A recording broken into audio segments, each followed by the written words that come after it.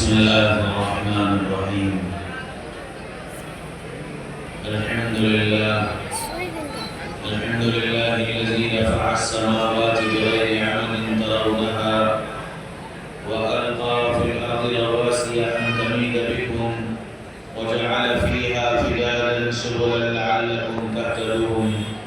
ونشهد أن لا إله إلا الله وحده لا شريك له، ونشهد أن سيدنا ونبينا وحبيبنا وشفيعنا وسندنا وهادينا ومولانا محمدا عبده ورسوله، وصلى الله عليه وعلى آله وأصحابه وأزواجه وبارك وسلم تسليما كثيرا كثيرا. أما بعد، فأعوذ بالله من الشيطان الرجيم. بسم الله الرحمن الرحيم. يا أيها النبي إنا أرسلناك شاهدا ومبشرا ونذيرا وداعيا إلى الله بإذنه وسراجا منيرا. وقال تبارك وتعالى: ما كان محمد أبا أحد من رجالكم ولكن رسول الله وخاتم النبيين. وقال رسول الله صلى الله تعالى عليه وسلم: تركت فيكم أمرين إن تمسكتم لن تضلوا أبدا، كتاب الله وسنة رسوله صلى الله عليه وسلم. وقال رسول الله صلى الله تعالى عليه وسلم: سيأتي زمان لا يبقى من الإسلام إلا اسمه ولا يبقى من القرآن إلا رسمه، أو كما قال عليه الصلاة والسلام. قابل قدر قابل احترام حضرات علماء کرام اور بہت ہی قابل قدر میرے بھائیوں، دوستوں، عزیزوں، بزرگوں اور بڑی امیدوں سے وابستہ پردے میں بیٹھی میری ماں اور بہنوں، اللہ تعالیٰ نے ساری انسانیت کی ہدایت کے لیے ہمیں دو چیزیں عطا فرمائی ہیں. ایک تو قرآن عطا فرمایا اور ایک صاحب قرآن عطا فرمایا. قرآن کو بھی زندہ و جاوید بنایا اور قیامت تک کے لیے اس کتاب کو کتاب ہدایت بنایا، اور صاحب قرآن کو بھی قیامت تک کے لیے اپنا آخری نبی بنایا. اور یہ دونوں چیزیں اس امت کو عطا فرمائیں. ہماری ذمہ داری ہے کہ ہم قرآن کو بھی جانیں اور صاحب قرآن کو بھی جانیں، کیونکہ جب تک قرآن اور صاحب قرآن کو جانا نہیں جائے گا، جب تک قرآن پر عمل کرنا اور صاحب قرآن کی زندگی کو اختیار کرنا ممکن نہیں ہوگا. ہم سے ایک کمی یہ ہوتی ہے کہ ہم یا تو صاحب قرآن کو جان لیتے ہیں اور قرآن کو نہیں جانتے، یا قرآن کو جانتے ہیں اور صاحب قرآن کو نہیں جانتے. اور ہدایت کے لیے دونوں کا جاننا ضروری ہے، قرآن کا بھی جاننا اور صاحب قرآن کا بھی جاننا. اللہ تعالیٰ نے سارے نبیوں میں سیدنا محمد رسول اللہ صلی اللہ علیہ وسلم کا انتخاب کیا تھا اپنے کلام کے لیے. انبیاء کرام بہت سارے آئے اور ان کو آسمانی کتابیں ملی، لیکن کلام اللہ یہ صرف خصوصیت ہے جناب محمد رسول اللہ صلی اللہ علیہ وسلم کی کہ اللہ نے اپنے کلام کے لیے انتخاب کیا ہے سیدنا محمد رسول اللہ صلی اللہ علیہ وسلم. تو آپ صلی اللہ علیہ وسلم کو جب ہم جانیں گے تب آپ پر آنے والے کلام کی عظمت سمجھ میں آئے گی. اسی وجہ سے ہم کو اور آپ کو قرآن میں یہ دعوت دی گئی: قُلْ إِن كُنتُمْ تُحِبُّونَ اللَّهَ فَاتَّبِعُونِي يُحْبِبْكُمُ اللَّهُ. اے محمد صلی اللہ علیہ وسلم، یہ لوگ آپ سے پوچھتے ہیں کہ اللہ سے محبت کیسے ہوگی، اللہ کیسے ملے گا، اللہ سے محبت کیسے ہوگی اور اللہ کیسے ملے گا؟ تو آپ ان سے کہیے کہ اگر تم اللہ سے محبت کرنا چاہتے ہو اور اللہ کی محبت کو پانا چاہتے ہو تو اس کے لیے ایک شرط ہے، اور وہ شرط کیا ہے؟ شرط یہ ہے کہ تم میرے محبوب سے محبت کرو اور میرے محبوب کی اتباع کرو۔ اگر تم میرے محبوب کی اتباع کر لو گے، میرے محبوب سے محبت کر لو گے تو اللہ تم سے محبت کر لے گا۔ کیوں؟ قانون ہے، دوست کا دوست دوست ہوتا ہے، دوست کا دوست دوست ہوتا ہے۔ تو تم رسول اللہ سے محبت کر لو، اللہ رسول اللہ سے محبت کرتے ہیں، رسول اللہ تمہارے دوست اور اللہ رسول اللہ کا دوست تو اللہ تمہارا دوست۔ تو سیدھا سیدھا فارمولہ بتا دیا کہ تم اگر میری محبت، میرا تعلق، میری دوستی چاہتے ہو تو میرے محبوب سے دوستی کرو، میرے محبوب سے تعلق قائم کرو، میرے محبوب کو جانو اور پہچانو۔ اور جب تم میرے محبوب کو جان لو گے اور پہچان لو گے تو پھر میرے محبوب پر آنے والا کلام جس کو تم قرآن کے نام سے جانتے ہو، پھر یہ قرآن بھی تمہاری سمجھ میں آئے گا کہ یہ قرآن مجھ سے کہہ کیا رہا ہے اور یہ قرآن مجھ سے چاہتا کیا ہے۔ یہ بات اسی وقت سمجھ میں آئے گی جب صاحب قرآن کو جانو۔ اس لیے صاحب قرآن کا تعارف حاصل کرنا ضروری ہے۔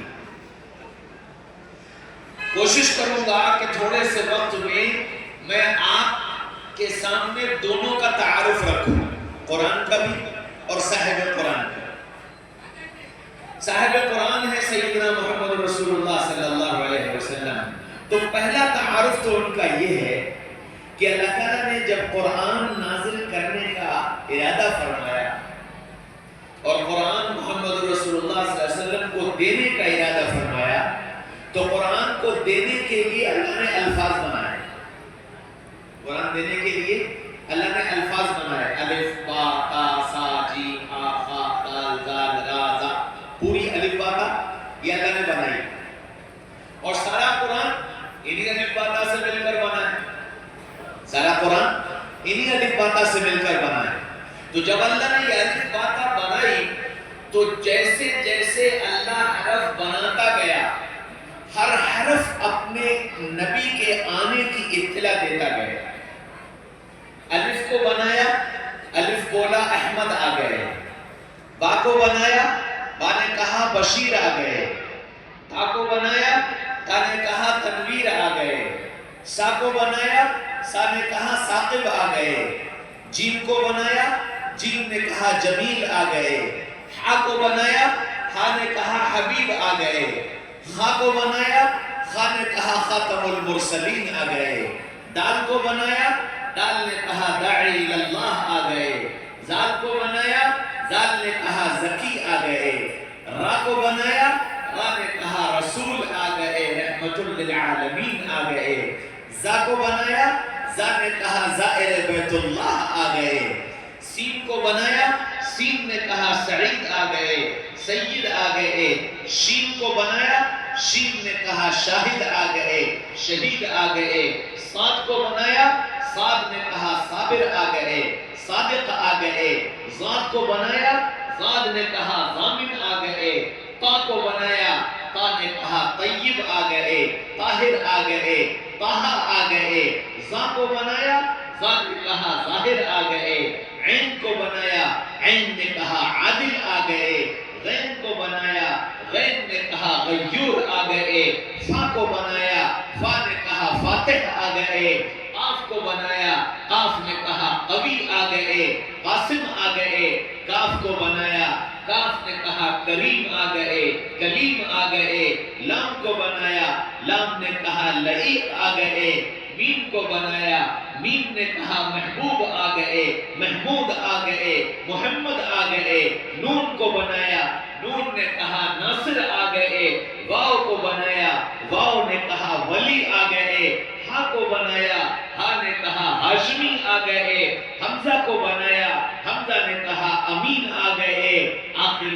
بچی اس نے بھی کہا اے لوگو سنو یاسین آ گئے یتیم آ گئے صلی اللہ علیہ وسلم۔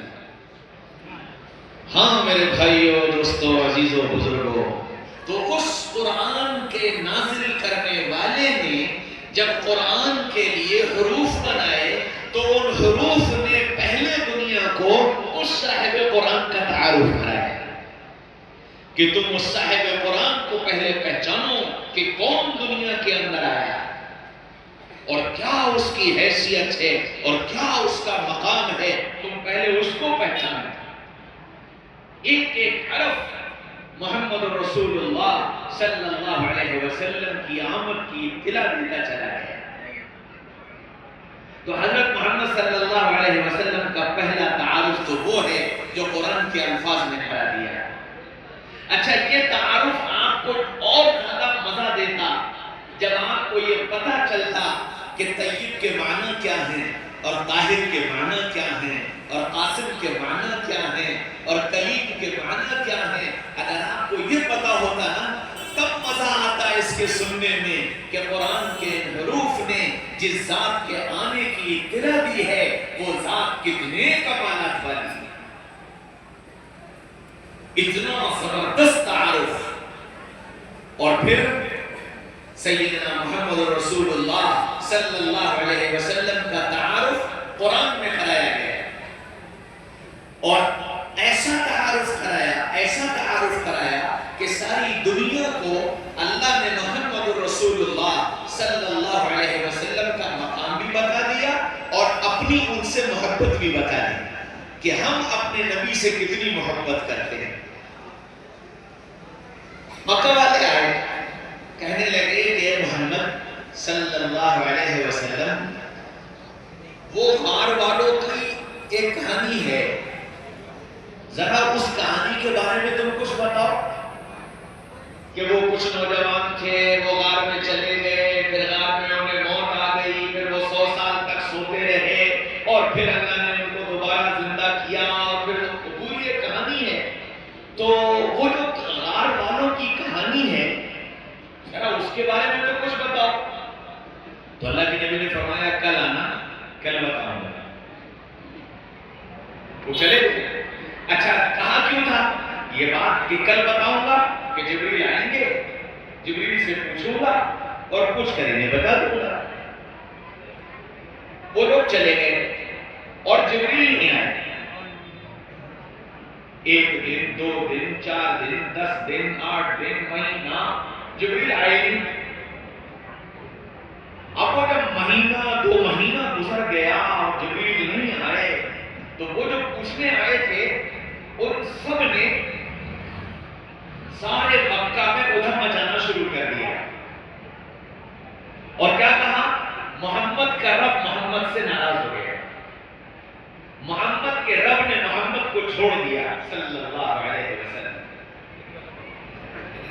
اب 1 2 4 پورے مکہ میں یہی چرچا ہونے لگا کہ محمد کا رب محمد سے ناراض ہو گیا، محمد کے رب نے محمد کو چھوڑ دیا۔ اب ظاہر بات ہے کہ 1 کہے 2 کہے 4 کے چاروں طرف سے یہی آوازیں، اللہ کے نبی بے چین ہو گئے۔ اچھا، یہ بے چینی اور بڑھ گئی۔ ایک دن اللہ کے رسول غار حرا سے اتر کر آئے، پریشان تھے کہ آخر نہ کوئی وحی آ رہی ہے، نہ جبریل آ رہے ہیں، نہ اللہ کا کوئی پیغام آ رہا ہے، پتہ نہیں ہوا کیا ہے۔ تو اب مہینوں کی بات سنتے آج جب گھر آئے تو خدیجہ نے بھی یہی کہہ دیا، یا رسول اللہ کہیں اللہ ناراض تو نہیں ہو گیا؟ کہیں اللہ نے آپ کو چھوڑ تو نہیں کیا؟ اوہو، باہر والے تو کہہ رہے تھے صبر آ رہا تھا، لیکن جب گھر والوں نے یہ کہنا شروع کیا رسول اللہ تڑپ اٹھے اور ہچکیوں سے روئے۔ بس آپ کا رونا تھا اور آپ کا بے چین ہونا تھا کہ اللہ کو پیارا ہے، اور جبریل کو دوڑایا کہ جلدی جاؤ اور میرے محبوب کو جا کر تسلی دو۔ سبحان اللہ، تسلی بھی کتنے خوبصورت الفاظ میں دی. جبریل آئے، کہنے لگے والضحی واللیل اذا سجا. نبی جی آپ کے روشن چہرے کی قسم، آپ کے روشن چہرے کی قسم، آپ کی کالی زلفوں کی قسم، ما ودعک ربک وما قلی. نہ اللہ نے آپ کو چھوڑا ہے اور نہ اللہ آپ سے ناراض ہوا ہے. نبی جی آپ کے روشن چہرے کی قسم. یقین دلایا اللہ قسم نہ کھاتا، اللہ بغیر قسم کھائے یہ کہہ دیتا کہ محمد میں تم سے ناراض نہیں ہوں اور میں نے تمہیں چھوڑا نہیں ہے. کافی تھا، ضرورت ہی نہیں تھی. لیکن نبی پاک صلی اللہ علیہ وسلم کی عظمت کو بتانے کے لیے اور حضرت رسول پاک صلی اللہ علیہ وسلم کو اطمینان دلانے کے لیے اور گویا اپنی محبت کا دریا انڈیل دینے کے لیے اللہ نے یہ دو الفاظ استعمال کیے، والضحی واللیل اذا سجا. نبی جی آپ کے روشن چہرے کی قسم، آپ کی کالی زلفوں کی قسم، ما ودعک ربک وما قلی. نہ رب نے آپ کو چھوڑا اور نہ رب آپ سے ناراض ہوا. کہ پھر کیا ہوگا؟ یہ جو اتنے دن جبریل نہیں آئے، یہ جو میری جگہائی ہوتی رہی، ایسا کیوں ہوا؟ نبی جی آپ ساری دنیا کے لیے قائد ہیں، آپ ساری دنیا کے امام ہیں، آپ ساری دنیا کے رہبر ہیں. آپ کا ایک ایک عمل ساری دنیا کے لیے نمونہ بنے گا اور آپ کے ذات سے ہمیں ساری دنیا کو پیغام دینا ہے کہ امت کے سامنے جب ایسے حالات آئیں تو امت کو کیا کرنا ہے. بات صرف اتنی سی تھی کہ جب آپ کے پاس وہ مکہ والے آئے تھے اور انہوں نے آپ سے سوال کیا تھا کہ محمد ان گالوں کی کہانی سناؤ اور اس کے بارے میں کچھ بتاؤ، تو آپ سے ایک چوک ہوئی اور وہ چوک بھی اس لیے کہ امت کو سبق دینا تھا، کروائی ہوئی. نبی جی کوئی بات، کوئی خبر، کوئی چیز آپ اپنی مرضی سے نہیں کر سکتے، اور جب نبی اپنی مرضی سے نہیں کر سکتا تو میری تمہاری کیا اوقات، میری تمہاری کیا حیثیت. نبی جی دنیا میں جو کچھ ہوتا ہے میرے اللہ کی مرضی سے ہوتا ہے اور اللہ کی چاہت سے ہوتا ہے. نبی جی آپ نے ان سے یوں کہا تھا کل آ جانا بتا دوں گا. اس کو قرآن نے نقل کیا، نبی کی اس بات کو نقل کیا، وَلَا تَقُولَنَّ لِشَيْءٍ إِنِّي فَاعِلٌ ذَلِكَ غَدًا إِلَّا أَن يَشَاءَ اللَّهُ. نبی جی کل کے بارے میں کسی بات کو اگر آپ کو مؤخر کرنا ہو تو یہ کہا کریے کہ اللہ اگر چاہے گا تو ہو جائے گا. چوک یہ ہو گئی، آپ نے یہ کہہ دیا کہ ہم نے کل آ جانا، ہم بتا دیں گے. امت کو یہ سبق دینا تھا، امت کو یہ بتانا تھا کہ تمہارے اور ہمارے کہنے اور کرنے سے نہیں ہوتا، اللہ چاہے گا تو ہو. اور چونکہ نبی کے ذریعے سے جب یہ بات امت کو پہنچائی جائے گی کہ دیکھو نبی نے ایک بات اللہ کی مشیت کو شامل کیے بغیر کہی، تو اللہ نے امت کو قیامت تک کے آنے والی امت کو پیغام دینے کے لیے کچھ دن وحی کا سلسلہ روک کر نبی کو متوجہ کر دیا کہ جب کوئی بات کہیے اللہ کی مشیت کو شامل کیجیے. پھر فرمایا لوگ یہ کہتے ہیں کہ تمہیں اللہ نے چھوڑ دیا، لوگ یہ کہتے ہیں کہ اللہ تم سے ناراض ہو گیا. وَلَلْآخِرَةُ خَيْرٌ لَكَ مِنَ الْأُولَىٰ. نبی جی ابھی تو آپ دیکھیے گا، ابھی تو آپ دیکھیے گا کہ آنے والا جو وقت ہے اور آنے والے جو حالات ہیں وہ اس سے کہیں بہتر ہوں گے. دنیا آپ کی عظمتیں تسلیم کرے گی، دنیا آپ کی محبتوں میں ڈوب جائے گی، دنیا آپ کا نام لینا فخر کی چیز سمجھے گی، دنیا آپ کے نام پر اپنی آنکھوں کو بچھا دے گی.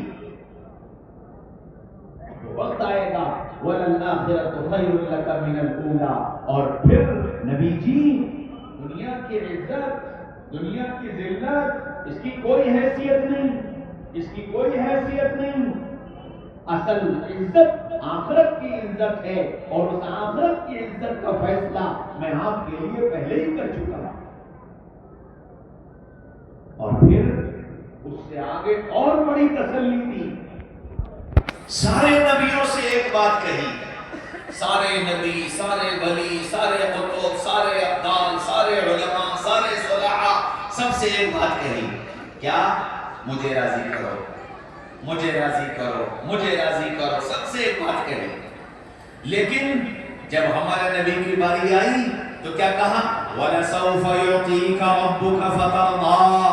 نبی جی میں آپ کو راضی کروں گا، میں آپ کو راضی کروں گا، اتنا دوں گا، اتنا دوں گا، اور اس وقت تک دیتا رہوں گا جب تک کہ آپ راضی نہ ہو جائیں.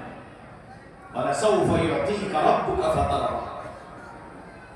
ہاں، نبی کا تعارف کرایا. موسیٰ علیہ السلام اور نبیوں نے جو کچھ اللہ سے مانگا، ان کو جو چاہیے تھا وہ اللہ سے مانگتے تھے، یا اللہ یہ کر دے، اللہ وہ کر دیتا تھا. تو نبیوں کو مانگ کر ملا، اور ہمارے نبی کو بغیر مانگے ملا. موسیٰ علیہ السلام نے دعا مانگی، رب اشرح لی صدری ویسر لی امری. اے اللہ میرا سینہ کھول دیجئے، میرا سینہ کھول دیجئے، میرے کام کو آسان کر دیجئے. دعا مانگی. اور ہمارے نبی کی باری آئی، الم نشرح لک صدرک. نبی جی میں نے آپ کا سینہ کھول دیا. آپ نے مانگا نہیں، میں نے بغیر مانگے آپ کا سینہ کھول دیا. فَسَنُيَسِّرُكَ لِلْيُسْرَىٰ. نبی جی میں نے آپ کے کام کو آسان بنا دیا، آپ کے کام کو آسان بنا دیا. ابراہیم علیہ السلام نے دعا مانگی، وَاجْعَلْ لِي لِسَانَ صِدْقٍ فِي الْآخِرِينَ. اے میرے رب میرا تذکرہ میرے بعد والوں میں زندہ کر دے. وَاجْعَلْ لِي لِسَانَ صِدْقٍ فِي الْآخِرِينَ. اے میرے رب میرا تذکرہ میرے بعد والوں میں زندہ کر دے. اللہ نے دعا قبول کر لی، اور ہم کو نماز میں درود ابراہیم دے دیا. اللہم صلی علی محمد وعلی آل محمد کما صلیت علی ابراہیم وعلی آل ابراہیم. ہر نماز میں فرض پڑھو، سنت پڑھو، نفل پڑھو، واجب پڑھو، قضا پڑھو، ادا پڑھو، جماعت سے پڑھو، اکیلے پڑھو، ابراہیم کو یاد کرنا ہوگا. کیوں؟ ابراہیم نے اللہ سے مانگا کہ اللہ بعد والوں میں میرے تذکرے کو زندہ کر دیجیے. اور ہمارے نبی کی باری آئی، وَرَفَعْنَا لَكَ ذِكْرَكَ وَرَفَعْنَا لَكَ ذِكْرَكَ. نبی جی میں نے آپ کا تذکرہ زندہ کر دیا، میں نے آپ کے تذکرے کو قیامت تک کے لیے زندہ کر دیا، ہمیشہ ہمیشہ کے لیے زندہ کر دیا، دنیا میں بھی اور آخرت میں. بغیر مانگے یہ ملا. سارے نبیوں کو قرآن میں نام لے کر پکارا، یا زکریا، یا یحییٰ، یا عیسیٰ، یا موسیٰ، یا ابراہیم، یا نوح. سارے نبیوں کو نام لے کر پکارا. اور ہمارے نبی کی باری آئی، سارے قرآن میں کہیں یا محمد کہتا آواز نہیں. پورے قرآن میں کہیں یا محمد کہتا آواز نہیں دی، بلکہ قیامت تک کے آنے والے انسانوں کو ایک پھٹکار لگائی، پھٹکار لگائی. لا تجعلوا دعاء الرسول بینکم کدعاء بعضکم بعضا. اے لوگوں میرے نبی کو اس طرح آواز مت دینا جیسے تم آپس میں ایک دوسرے کو آواز دیا کرتے ہو. پھٹکار لگائی. نبی کا نام لے کر مت پکارنا، یا محمد مت کہنا. پتہ نہیں کن دیوانوں نے بتا دیا کہ مکان پر یا محمد لکھ دو، مسجد میں یا محمد لکھ دو، فلانی جگہ. ارے یا محمد کہنے کا حق اللہ کو تھا، اللہ کہتا، لیکن اللہ نے بھی نہیں کہا، لیکن اللہ نے بھی نہیں کہا. قرآن میں جہاں آواز دینے کی ضرورت پڑی کیا کہا؟ یا ایھا النبی، یا ایھا الرسول، یا ایھا المزمل، یا ایھا المدثر، طٰہٰ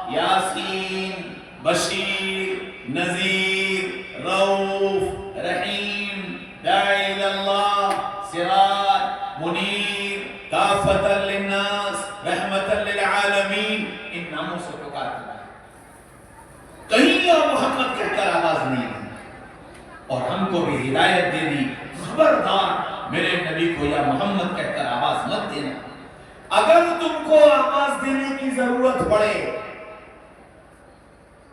روضہ اقدس کے سامنے جا کر کھڑے ہو اور نبی کو مخاطب کرنے کا دل چاہے تو یا رسول اللہ کہہ کر آواز دینا، یا نبی اللہ کہہ کر آواز دینا، یا محمد کہہ کر آواز مت دینا۔ ادب بتایا، قیامت تک کے آنے والے انسانوں کو بتا دیا میرا نبی اس مقام پر، اور میرے یہاں اس کی عظمت اتنی کہ میں نے خود، جبکہ میں اس کا رب، جبکہ میں اسے پیدا کرنے والا، جبکہ میں اسے لانے والا، جبکہ میں اسے نبی بنانے والا، جبکہ میں اسے کلام دینے والا، میں نے اس کو یا محمد کہہ کر آواز نہیں دی، تو تم کو یہ کون حق دیتا ہے کہ تم یا محمد کہہ کر آواز دو؟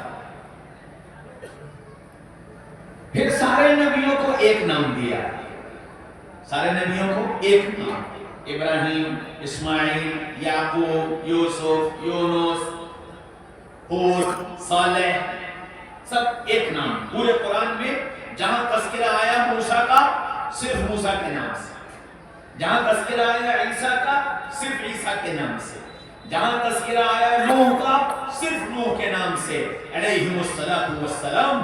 یہ وہ انبیاء کرام ہیں جن کا قرآن میں تذکرہ ہوا، لیکن ان کی ایک نام سے تذکرہ ہوا، اور ہمارے نبی کا تذکرہ کرنے کی باری آئی تو نام دیتا چلا گیا، نام دیتا چلا گیا۔ میں اس کو مثال سے سمجھاتا ہوں، وَلِلَّهِ الْمَثَلُ الْأَعْلَىٰ، اللہ مثال سے پاک ہے۔ میرا بیٹا ہے، اس کا نام عبداللہ، میں سفر سے واپس آیا، گھر پہنچا، اور گھر میں جا کر میں نے گھر میں پہنچتے ہی سامان رکھا، بیگ رکھا، سلام دعا کی، اور اس کے بعد عبداللہ کہاں ہے؟ تو بیگم نے بتایا کہ وہ باہر کھیل رہا ہے۔ تو میں نے زور سے آواز دی، عبداللہ، جی ابا، اور پھر وہ کھیل میں لگ گئے، نہیں آیا میرے پاس۔ میں نے دوبارہ آواز دی تو اب کیا کہا؟ بیٹا عبداللہ، جی ابا، اور پھر نہیں آیا، وہ اپنے کھیل میں لگا رہا۔ میں نے تیسری مرتبہ آواز دی، میرا چاند عبداللہ، جی ابا، وہ پھر نہیں آیا، اپنے کھیل میں لگا رہا۔ میں نے چوتھی مرتبہ آواز دی، میری آنکھوں کا تارا عبداللہ، جی ابا، وہ نہیں آیا، اپنے کھیل میں لگا رہا۔ میں نے پھر آواز دی، میری جان عبداللہ۔ اب یہ جو میں نے الگ الگ الفاظ میں پکارا ہے، بیٹا، دل کا ٹکڑا، آنکھوں کا تارا، میری جان، میرا چاند، یہ جو کچھ میں اس کو پکار رہا ہوں، اس لیے کہ میرے دل میں محبت کے جذبات اتنے ہیں کہ وہ خالی عبداللہ کہنے سے ظاہر نہیں ہو پا رہے، خالی عبداللہ کہنے سے ظاہر نہیں ہو پا رہے، تو میں الگ الگ انداز میں اپنے جذبات کا اظہار کرتا ہوں، بیٹا، چاند، آنکھ کا تارا، دل کا ٹکڑا، میری جان، کہ زیادہ سے زیادہ محبت کا اظہار ہو سکے، اور اس محبت کو محسوس کر کے وہ بچہ اپنا کھیل چھوڑ کر میرے پاس دوڑا چلا۔ بالکل اسی طرح اللہ نے اپنے نبی کو آواز دی تو ایک محبت کا تعلق ہے اللہ اور رسول اللہ میں۔ اللہ کے نبی تو صرف اتنے پہ متوجہ ہو جاتے ہیں، یا نبی اللہ، لیکن خالی نبی اللہ کہنے سے اظہار محبت نہیں ہو پا رہا تھا، تو پھر کیا کیا؟ اداؤں کو نام دینا شروع کیا، اداؤں کو نام دینا شروع کیا۔ آپ چادر اوڑھے لیٹے تھے، آواز دینے کی ضرورت پڑی تو کیا کہا؟ یا ایھا المزمل، او چادر اوڑھ کر لیٹنے والے، اٹھ جاؤ، ذرا میری بات سن لو۔ آپ چادر لپیٹے بیٹھے تھے، یا ایھا المدثر، وہ چادر لپیٹ کر بیٹھنے والے، ذرا میری بات سن لو۔ پھر ضرورت پڑی، یا ایھا النبی، پھر ضرورت پڑی، یا ایھا الرسول، پھر ضرورت پڑی، یا یاسین، پھر ضرورت پڑی طٰہٰ، پھر ضرورت پڑی داعی اللہ، پھر ضرورت پڑی صراط، پھر ضرورت پڑی نور۔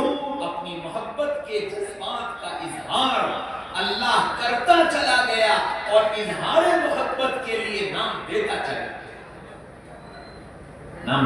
گیا، اور اتنے نام دیے، اللہ اکبر۔ مقام بتایا کہ اپنے نبی کا تعارف حاصل کرو کہ یہ نبی کس مقام پر ہے۔ موسیٰ علیہ السلام ایک دن کہنے لگے یا اللہ اپنا دیدار کرا دے، میں تجھے دیکھنا چاہتا ہوں۔ کہ نہیں موسیٰ، تمہارے بس کی بات نہیں ہے۔ نہیں اللہ ایک بار، موسیٰ مان جاؤ تمہارے بس کی بات نہیں ہے۔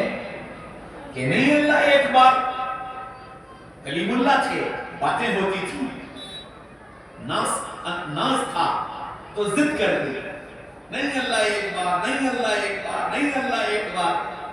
اچھا جب زیادہ ضد کی، اچھا ٹھیک ہے موسیٰ آؤ طور پر آ جاؤ۔ موسیٰ علیہ السلام طور پر پہنچ گئے۔ اللہ تعالیٰ نے فرمایا کہ موسیٰ اخلع علیک، اپنے جوتے اتار دو، انک بالوادی المقدس طویٰ، یہ بڑی پاکیزہ جگہ ہے، پاکیزہ وادی، یہاں آؤ۔ موسیٰ علیہ السلام جوتے اتار کر اس وادی میں پہنچ گئے اپنے رب کے دیدار کے شوق میں۔ اللہ نے کہا موسیٰ میں تم سے اتنی مرتبہ کہہ چکا ہوں کہ تمہارے بس کی بات نہیں ہے، لیکن تم نے چونکہ ضد کی ہے اور تم آئے ہو، میرا دیدار بعد میں کرنا، میں ذرا اپنی تجلی اس پہاڑ پر ڈالتا ہوں، ذرا تم پہلے اس تجلی کو دیکھ لو۔ اللہ تعالیٰ نے اپنی تجلی ڈالی اور موسیٰ علیہ السلام اس تجلی کو دیکھ کر بے ہوش ہو کر گر پڑے۔ جب ہوش آیا فرمایا موسیٰ میں نے نہیں کہا تھا تمہارے بس کی بات نہیں۔ کائنات میں کسی نبی نے نہ یہ فرمائش کی اور نہ اللہ نے کسی نبی کو اپنا دیدار کرایا۔ موسیٰ علیہ السلام نے فرمائش کی تو حال یہ ہوا، اور اب ہمارے نبی کی باری ہے۔ اللہ کے نبی صلی اللہ علیہ وسلم ام ہانی کے گھر میں سو رہے تھے۔ اللہ کے جبریل آئے اور آ کر کے اللہ کے رسول کا پیر پکڑ کر ہلایا، آنکھ کھلی۔ جبریل کیا بات ہے، خیر تو ہے رشوت؟ یا رسول اللہ، اللہ آپ کا دیدار کرنا چاہتا ہے۔ سبحان اللہ، اللہ آپ کا دیدار کرنا چاہتا ہے۔ جبریل کیسے؟ فرمایا چلیے میرے ساتھ، اور مکہ مکرمہ سے ام ہانی کے گھر سے اٹھایا اور جبریل وہاں سے اٹھا کر لے کر بیت المقدس پہنچے۔ اچھا ادھر جبریل آگ کو لے کر چلے، ادھر آسمان سے اللہ نے آدم علیہ السلام سے لے کر اور عیسیٰ علیہ السلام تک جتنے نبی تھے سب کو اتار دیا، سب کو بیت المقدس میں بھیج دیا کہ جاؤ جاؤ میرا محبوب آ رہا ہے، میرا محبوب آ رہا ہے، میرا مہمان آ رہا ہے۔ سارے نبی آ گئے اور سب لگا کر بیٹھ گئے۔ اللہ کے نبی صلی اللہ علیہ وسلم بیت المقدس پہنچے۔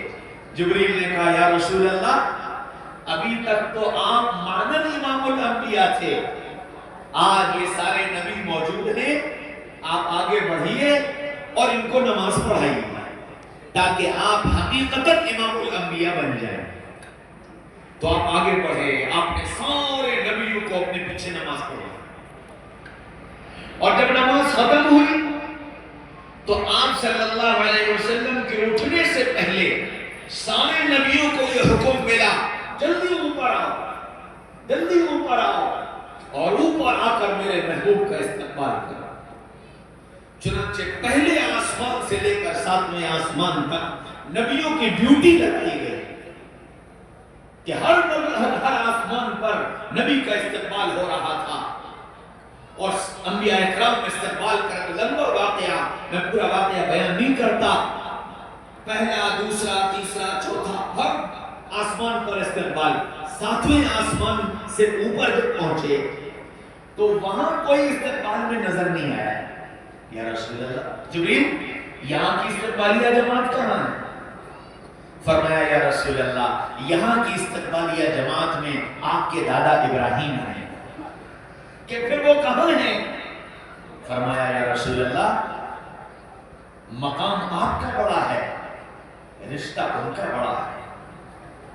مقام آپ کا بڑا ہے, رشتہ ان کا بڑا ہے, اس لیے یہاں وہ نہیں آئیں گے, آپ کو چل کر جانا, آپ کو چل کر جانا. تو رسول اللہ صلی اللہ علیہ وسلم تشریف لے گئے بیت المعمور جو 7ویں آسمان کے اوپر اللہ کا ایک گھر ہے, آپ اس کی دیوار سے ٹیک لگائے بیٹھے ہوئے تھے. اللہ کے رسول قریب پہنچے, حضرت ابراہیم کھڑے ہو گئے, باہیں پھیلائیں, واہ واہ میرا نیک بیٹا آ گیا, میرا نیک بیٹا آ گیا. سینے سے لگایا, دعائیں دیں اور دعائیں دے کر آگے روانہ کیا. قیامت تک کے آنے والے انسانوں کو اس عمل نے پیغام دے دیا کہ دیکھو تم کتنے ہی بڑے کیوں نہ ہو جانا, تم علامہ بن جاؤ, شیخ الحدیث بن جاؤ, محتمم بن جاؤ, ڈاکٹر بن جاؤ, انجینئر بن جاؤ, پروفیسر بن جاؤ, حکمراں بن جاؤ, پارلیمنٹ میں پہنچ جاؤ, اسمبلی میں پہنچ جاؤ, کہیں پہنچ جاؤ, باپ باپ ہے, باپ باپ رہے گا. اس کی عظمت, اس کی محبت, اس کی تعظیم, اس کا ادب ہر حال میں کرنا ہوگا. تمہارے بڑے مقام پر پہنچ جانے سے, بڑے عہدے پر پہنچ جانے سے باپ کی عظمت کم نہیں ہوگی, باپ کی عظمت کم نہیں ہوگی, اس کا ادب اور احترام کم نہیں ہوگا. یہ پیغام دے دیا وہ 7ویں آسمان سے کہ دیکھو محمد الرسول اللہ کا مقام اتنا بڑا کہ امام الانبیاء ہیں, لیکن رشتہ چونکہ ابراہیم کا بڑا ہے, ابراہیم دادا ہیں, حکم ملا یا رسول اللہ دادا کی خدمت میں آپ خود چل کر جائیں. وہاں سے چلے, جبریل سدرۃ المنتہا پہنچے.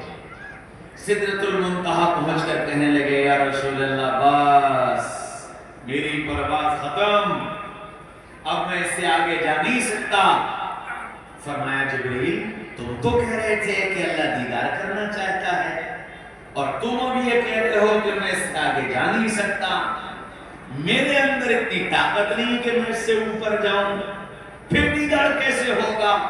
فرمایا کہ جو دیدار کرنا چاہتا ہے وہ خود انتظام کرے. چنانچہ فوراً دوسری سواری آئی اور آ کر سدرۃ المنتہا پر لگی. حکم ملا یا رسول اللہ اس سواری پر سوار ہو جائیے.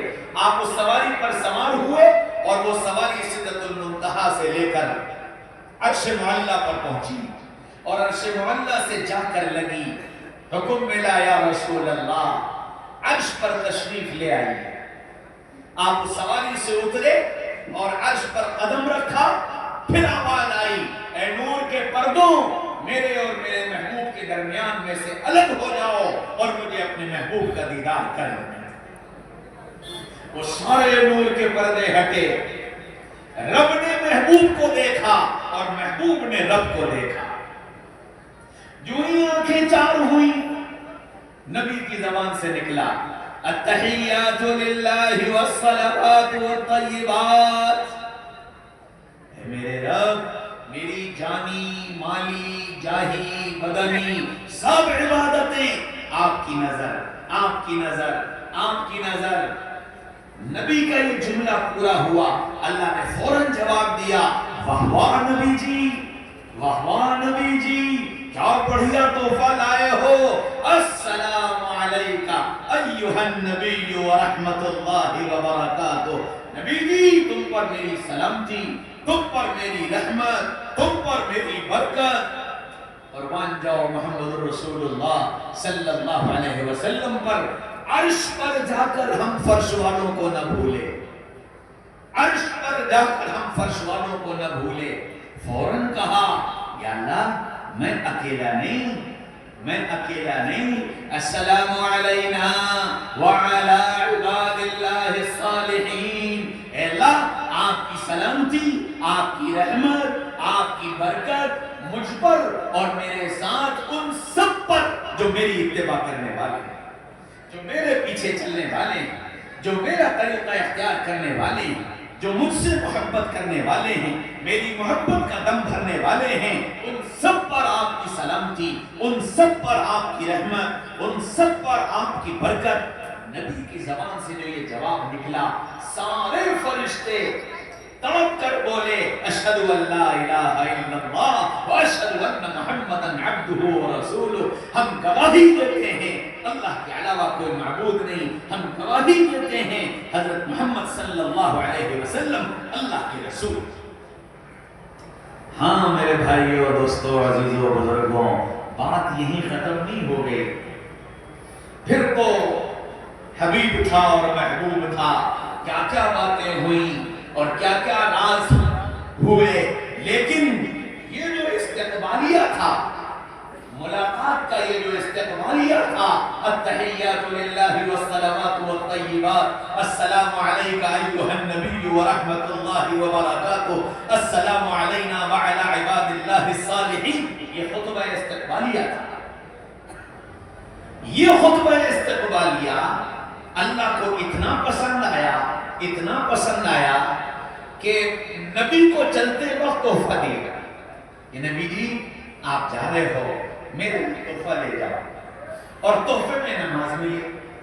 نبی جی میری تمہاری یہ ملاقات یادگار ہونی چاہیے، اور ایسی یادگار ہو کہ قیامت تک اس یادگار کو یاد کیا جائے، قیامت تک اس یادگار کو یاد کیا جائے، اور ایسی یادگار ہو کہ میرا نام لینے والا، آپ سے محبت کرنے والا ہر آدمی اس یادگار ملاقات کو اپنی زبان میں یاد کرے۔ یہ اللہ وہ کیسے؟ فرمایا کہ یہ جو تمہارا خطبہ استقبالیہ ہے، اس کو نماز کا جز بنائے دیتا ہوں، اس کو نماز کا جز بنائے دیتا ہوں۔ تو اب التحیات نماز کا جز بنا دی گئی، فرض پڑھو، نفل پڑھو، سنت پڑھو، واجب پڑھو، ادا پڑھو، قضا پڑھو، گھر میں پڑھو، جماعت سے پڑھو، سفر میں پڑھو، حضر میں پڑھو، دن میں پڑھو، رات میں پڑھو، تمہاری نماز اس خطبہ استقبالیہ کے بغیر مکمل نہیں۔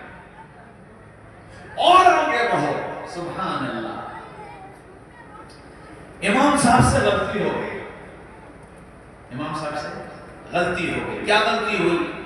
ظہر کی نماز میں زور سے الحمد پڑھنا شروع کر دیا، ظہر کی نماز میں زور سے الحمد پڑھنا شروع کر دیا۔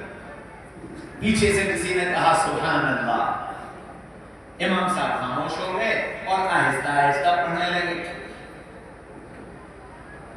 اب دو باتیں ہیں، نماز ہو گئی یا نماز نہیں ہوئی، یہ دو باتیں ہیں، اگر نماز ہو گئی یا نماز نہیں ہوئی۔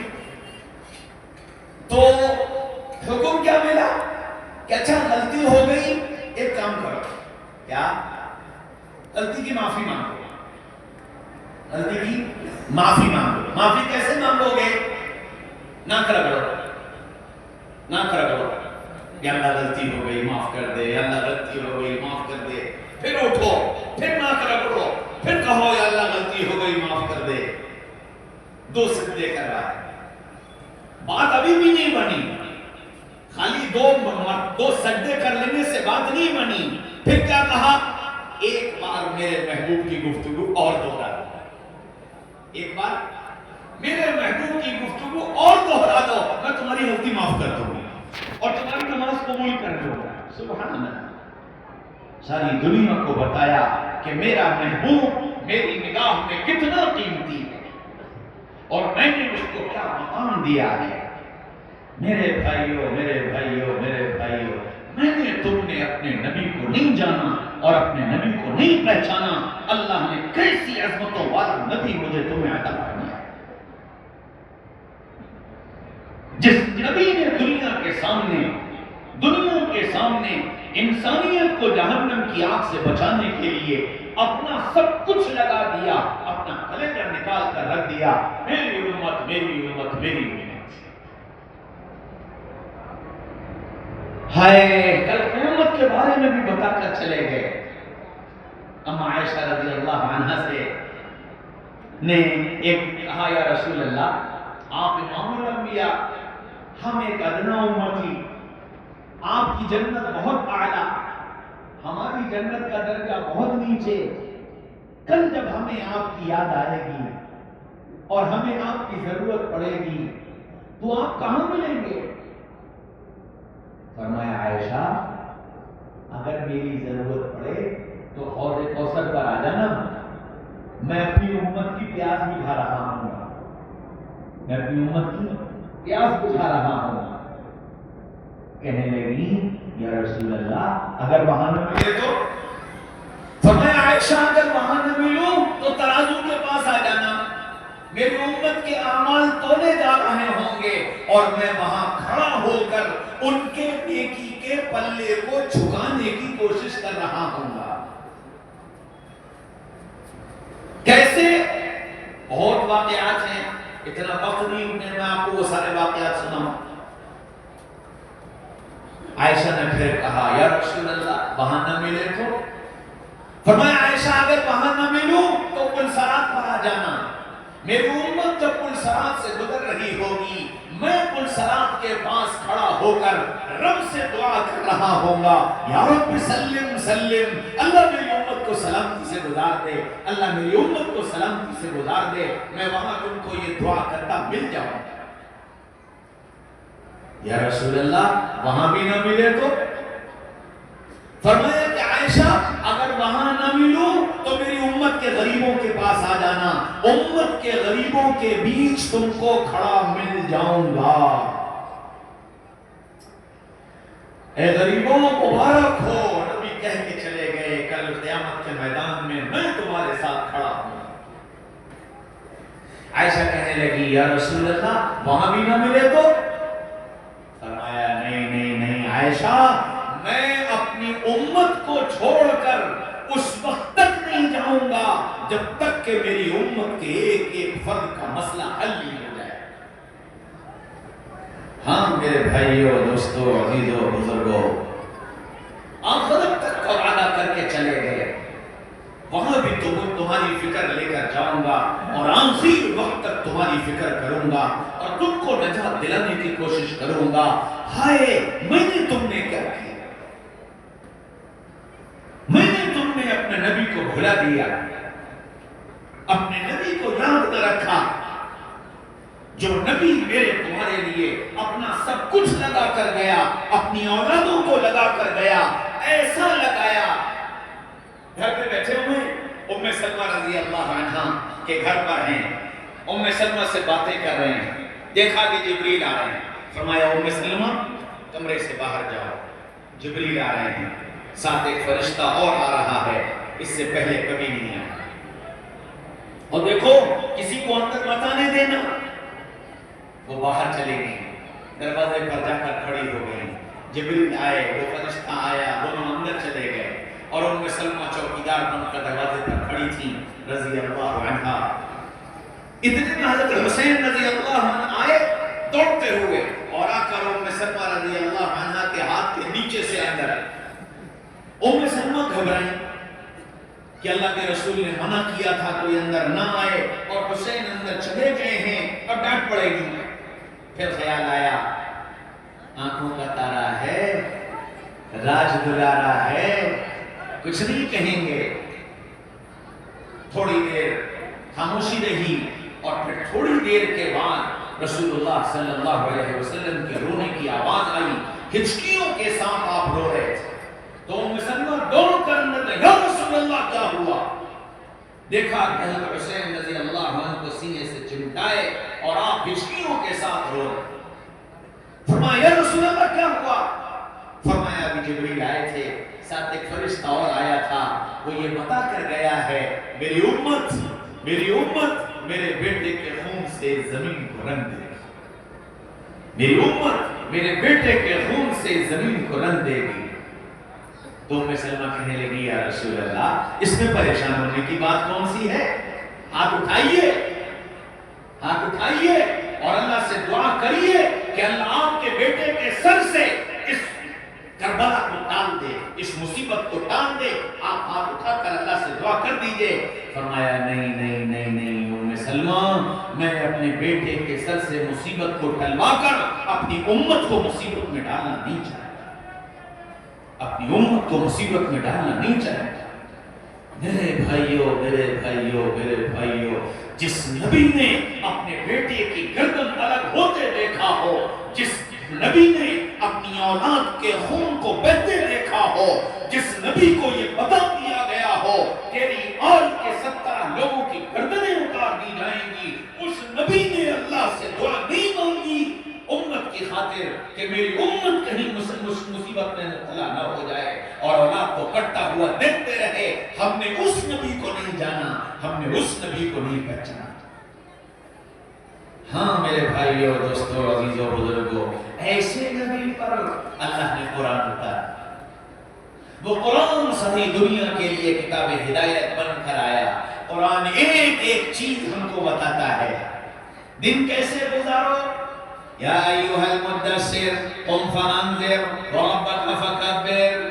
نبی جی آپ چادر لپیٹے بیٹھے ہیں، امت کو یہ بتائیے دن کا کام یہ ہے کہ اٹھو اور لوگوں کے پاس جاؤ اور رب کی بڑائی بیان کرو، رب کی عظمت بتاؤ، رب کی طاقت بولو، رب کی قدرت بولو، وثیابک فطہر، اور اپنے کو پاک صاف رکھیے، پاک صاف رکھیے۔ اور آپ کے ذریعے سے امت سے کہا گیا تمہارا دن کیسا چاہیے؟ تم دن میں کچھ بھی کرو، تجارت کرو، ملازمت کرو، بازار جاؤ، کھیت جاؤ، کہیں جاؤ، تمہارا دھیان اللہ کی عظمت، اللہ کی بڑائی سمجھنا اور سمجھانا، سمجھنا اور سمجھانا، یہ تمہاری ذمہ داری ہے۔ تم اس لیے دنیا میں بھیجے گئے ہو۔ وثیابک فطہر، اور دیکھو اپنے کو پاک صاف رکھنا، جھوٹ سے، دھوکے سے، ظلم سے، سود سے، رشوت سے، بد زبانی سے، بد کلامی سے، بد اخلاقی سے، بد کرداری سے اپنے آپ کو پاک صاف رکھنا۔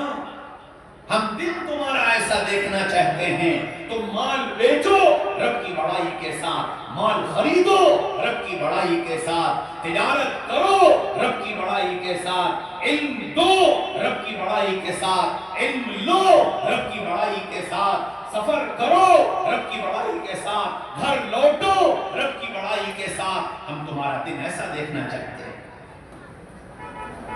قرآن بتاتا ہے رات کیسی ہو، یا ایھا المزمل قم اللیل الا قلیلا، او چادر اوڑھ کر سونے والوں اٹھ جاؤ، اٹھ جاؤ، اٹھ جاؤ۔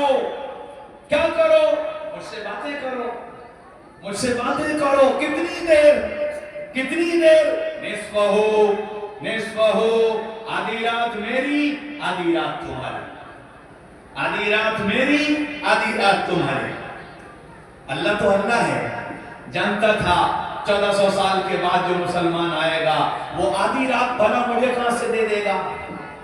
دیکھو جو آ رہا ہے نا وہ یہیں آئے گا، کہیں اور نہیں جائے گا، جو بھی آ رہا ہے وہ یہیں آئے گا۔ اس لیے بات ادھر سنو، ورنہ تم ادھر دیکھنے میں بات کھودو گے۔ آدھی رات تو اللہ جانتا تھا کہ میرے ان بندوں کے بس میں نہیں ہے یہ بات کہ آدھی رات دے دیں، کہ پھر اوینکوس، اچھا آدھی سے کم، آدھی سے کم، ایک تہائی مجھے دے دو، باقی 2/3 تمہاری۔ اللہ تو اللہ ہے، جانتا تھا کہ 2/3 بھی ان کے بس کی بات نہیں، تو کیا کہا؟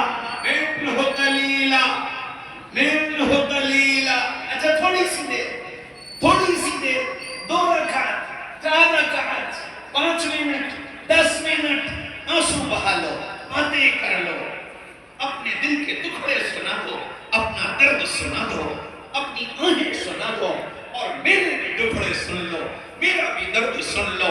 میں تم سے کیا چاہتا ہوں؟ ایسی رات کا مطالبہ قرآن نے مجھ سے تم سے کیا ہے، میں تمہاری ایسی رات دیکھنا چاہتا ہوں۔ ہائے ہم بھول گئے کہ ہم سے دن کا مطالبہ کیا تھا، ہم بھول گئے کہ ہم سے رات کا مطالبہ کیا تھا۔ ہم تمہاری رات ایسی دیکھنا چاہتے ہیں۔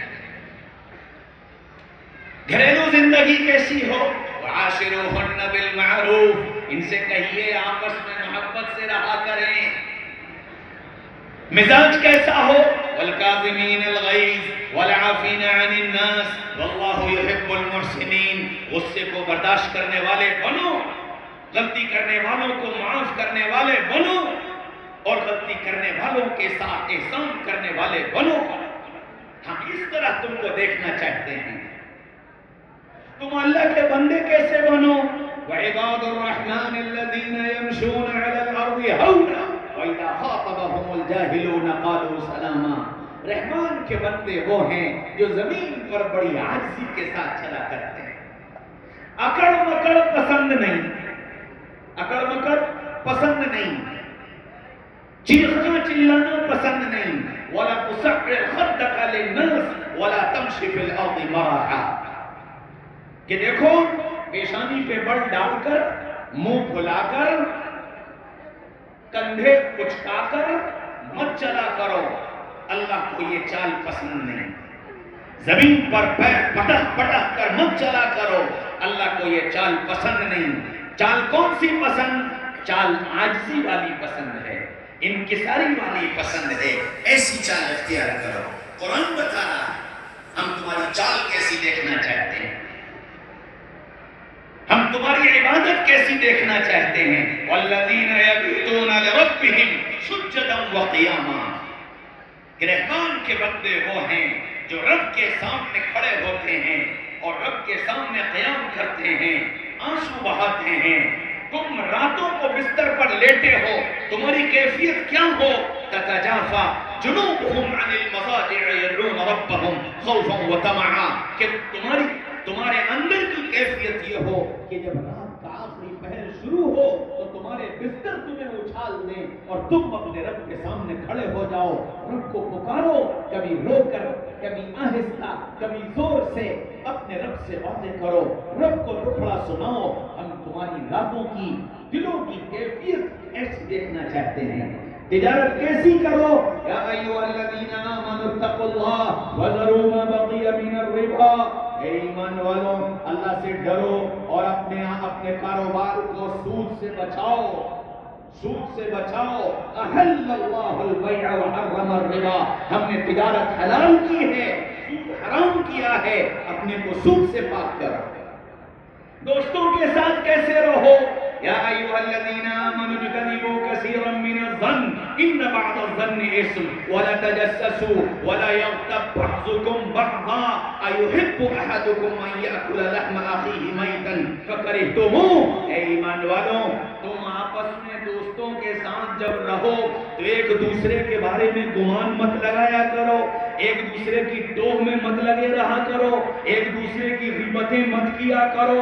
یہ غیبتیں کرنا اتنا خطرناک گناہ ہے جیسے تمہارا بھائی مر گیا ہو، اس کا جنازہ رکھا ہو اور سارے رشتہ دار جمع ہوں اور پھر جنازے پر سے تم چادر ہٹاؤ اور سب کے سامنے اپنے بھائی کے گوشت کو اپنے دانتوں سے نوچ نوچ کر کھانا شروع کر دو. تم خود اس کو پسند نہیں کر سکتے. قرآن کہتا ہے کہ غیبت کرنا ایسا ہی عمل ہے. ایک ایک چیز قرآن بتاتا ہے زندگی کیسی گزارو. ہاں تو قرآن کا جاننا اور صاحب قرآن کا جاننا. جب صاحب قرآن کو جانو گے تو پھر قرآن کو جاننا، اور جب صاحب قرآن کو جان کر قرآن کو جانو گے تو پھر قرآن پر عمل کرنے میں مزہ آئے، قرآن کے پڑھنے میں مزہ آئے.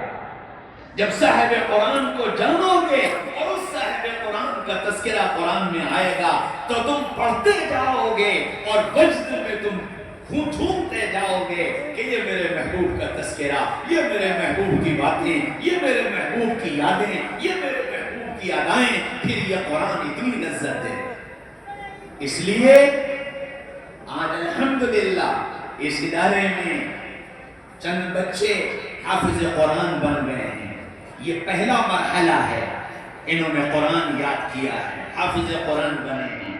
اس کے بعد دوسرا مرحلہ قاری قرآن بننا، کہ حافظ بن گئے، اب قرآن اچھا پڑھنے والے بن گئے.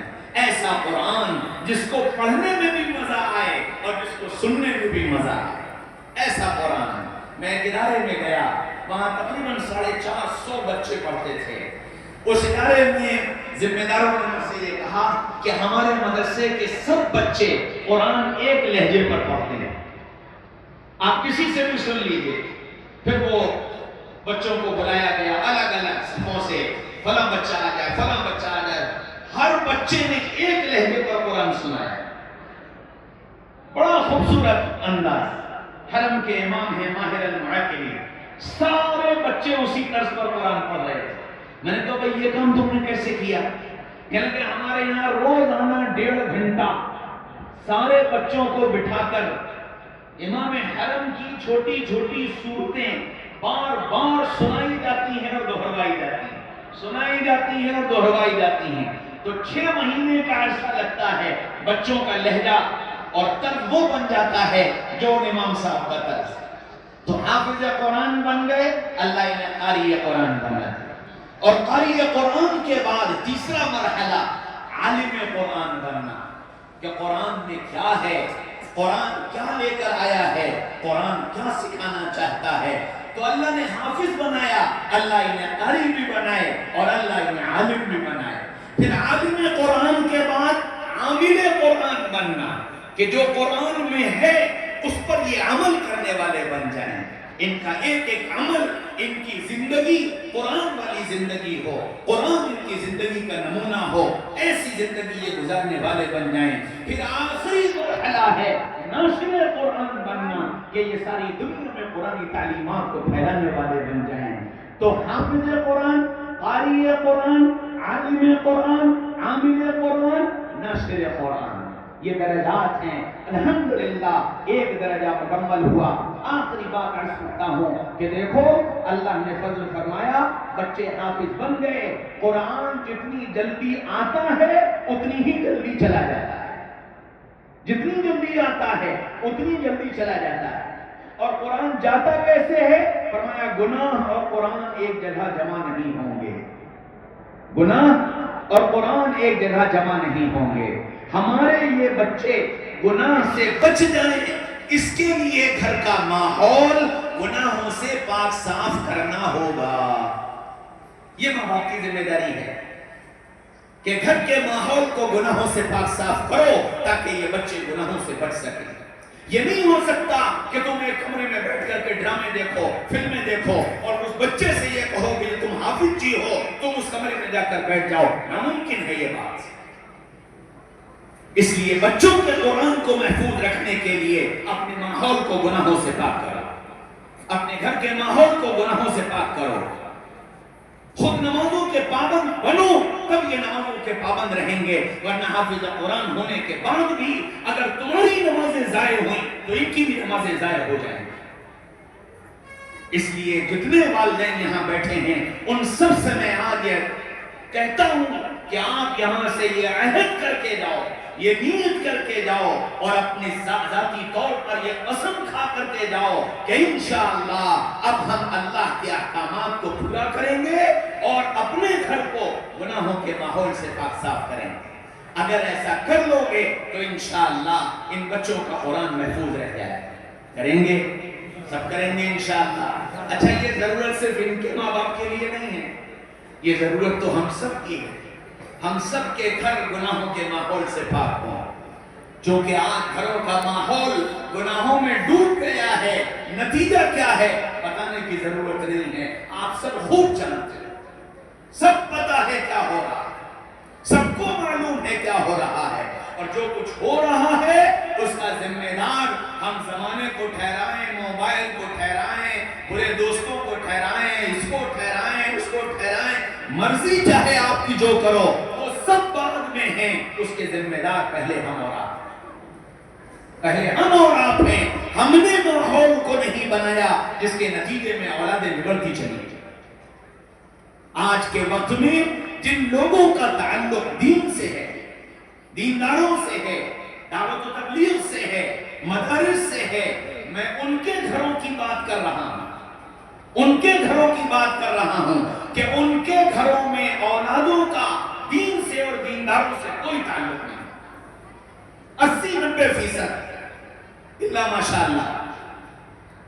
کیونکہ اولاد یہ سمجھتی ہے ہم نے کفارے میں ابا کو دے دیا ہے، ابا تم جاؤ ساری ملا گیری کرنے کے لیے، ہم سے کچھ مت کہنا۔ اور اگر اولاد دین میں لگ گئی تو ابا یہ کہتے ہیں کہ ہم نے دے تو دیا ہے اپنا بیٹا۔ میرے بھائیوں، دوستوں، عزیزوں، بزرگوں، ماحول ہم سب کی بدلنے سے بدلے، اس لیے آج یہاں سے یہ نیت، یہ ارادہ، یہ عزم کر کے جاؤ کہ انشاءاللہ ہم اپنے گھر کے ماحول کو بدلیں۔ کرو گے انشاءاللہ؟ اچھا، 2 کام بہت آسان ہیں، وہ تو سب کر لو گے۔ دیکھو، میں یہ نہیں کہتا کہ تم سب جنید بغدادی بن جاؤ، تم سب حسن بصری بن جاؤ، تم سب رابعہ بن جاؤ، میں یہ نہیں کہتا۔ میں صرف ایک بات کہتا ہوں، آج کے اس جلسے میں جتنے لوگ آئے ہیں اور جتنی میری بات سن رہے ہیں، سب یہاں سے صرف ایک نیت کر لو، اپنی زندگی کا ایک گناہ چھوڑیں گے۔ ایک گناہ، میں سارے گناہ نہیں کہہ رہا ہوں، سارے گناہ نہیں کہہ رہا ہوں، بس اتنا طے کر لو کہ اپنی زندگی سے ہم آج جو گناہ کرتے ہیں ان میں سے ایک گناہ چھوڑ دیں گے۔ کرو گے؟ سب کرو گے؟ صرف اتنی نیت، ایک گناہ چھوڑیں گے۔ اور ایک نیت یہ کر لو کہ ایک سنت اختیار کریں گے، ایک سنت۔ اچھا، کون سی سنت اختیار کرو گے اور کون سا گناہ چھوڑو گے؟ وہ بھی آسان کیے دیتا ہوں۔ جو گناہ سب سے آسان لگے وہ گناہ چھوڑ دینا، اور جو سنت سب سے آسان لگے وہ اختیار کر لینا۔ کرو گے؟ سب کرو گے؟ انشاءاللہ۔ دیکھو، ہماری تمہاری زندگی میں بہت گناہ نہیں ہے، ہر آدمی کی زندگی کے گناہ الگ الگ ہیں۔ کسی کی زندگی میں 4، کسی میں 5، کسی میں 7، کسی میں 2، کسی میں 3 ہیں، سب کے الگ الگ۔ تو اگر ایک گناہ بھی چھوڑنے کا ارادہ کیا، انشاءاللہ چند سالوں میں گناہوں سے پاک ہو جائیں گے، ہے نا؟ اچھا، نہیں چھوڑ پائے اور موت آ گئی، چلے گئے، تو کیا ہوگا؟ ہم نے اپنے نبی صلی اللہ علیہ وسلم سے سنا ہے کہ ایک شخص قرآن یاد کرنا شروع کرے اور چند آیتیں یاد کر پائے اور پھر اس کی موت آ جائے تو اللہ کل قیامت کے میدان میں حافظ قرآن اٹھائے گا۔ جو اللہ اس چند آیتوں کے یاد ہونے کے بعد حافظ قرآن اٹھانے پر قادر ہے، تو وہ اللہ چند گناہوں کے چھوڑنے کے بعد کل قیامت کے میدان میں گناہوں سے پاک صاف اٹھانے پر بھی قادر ہے۔ کرو گے؟ سب کرو گے انشاءاللہ؟ اللہ مجھے تمہیں کہنے سننے سے زیادہ عمل کی توفیق نصیب فرمائے، اور اللہ مجھے تمہیں وہ زندگی عطا فرما دے جو اللہ کو بھی پسند ہو، رسول اللہ کو بھی پسند ہو۔ ایسی زندگی میں نے شروع سے آپ کے سامنے 2 باتیں عرض کی تھی، قرآن اور صاحب قرآن۔ تھوڑے سے وقت میں دونوں سے متعلق چند باتیں عرض کی ہیں، ان دونوں کا ذہن میں رکھ کر یہاں سے جانا، واہ واہ اور سبحان اللہ کہہ کر ان باتوں کو کھو مت دیں، ٹھیک ہے؟ وآخر دعوانا الحمدللہ۔